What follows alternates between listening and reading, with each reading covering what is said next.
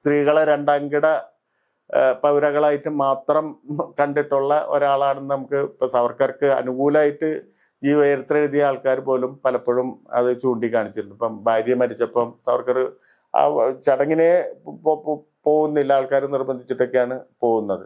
അതുപോലെ തന്നെ എപ്പോഴും സ്ത്രീകളെ എപ്പോഴും ഒരു സെക്കൻഡ് റേറ്റ് സിറ്റിസൺ തന്നെയായിട്ടാണ് കണ്ടിട്ടുള്ളത്. എന്ന് പറഞ്ഞാൽ ബ്രാഹ്മണിക ഫാസിസ്റ്റ് ഘടനയുടെ ഒരു സംഗതിയാണ്. നല്ല ആൺകുട്ടികൾ ഉണ്ടാക്കാൻ വേണ്ടിയിട്ടുള്ള ആളുകൾ മാത്രമായിട്ടാണ് സ്ത്രീകളെ അവർ കണ്ടിരുന്നത്.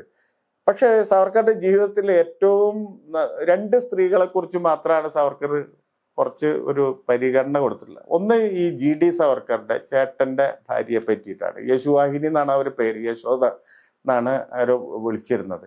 അപ്പൊ ഈ ഏതാണ്ട് സവർക്കറിന്റെ അതേ പ്രായമാണ്, സവർക്കറേക്കാളും കുറച്ച് പ്രായം കുറവായിരുന്നു അവർക്ക്.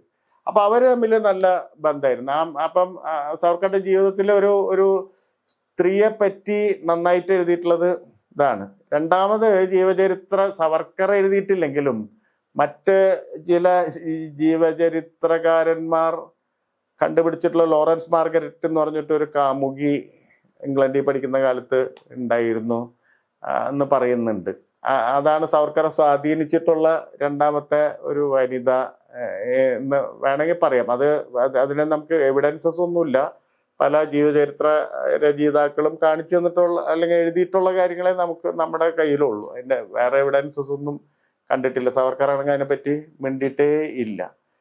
അപ്പോൾ സവർക്കർ ഇതേപോലെ കോളേജിൽ ചേരുന്നതിന് മുമ്പ് തന്നെ സവർക്കറുടെയും വിവാഹം കഴിക്കുന്നുണ്ട്. യമുനാബായി എന്ന് പറഞ്ഞ സ്ത്രീയെ വിവാഹം കഴിക്കുന്നുണ്ട്.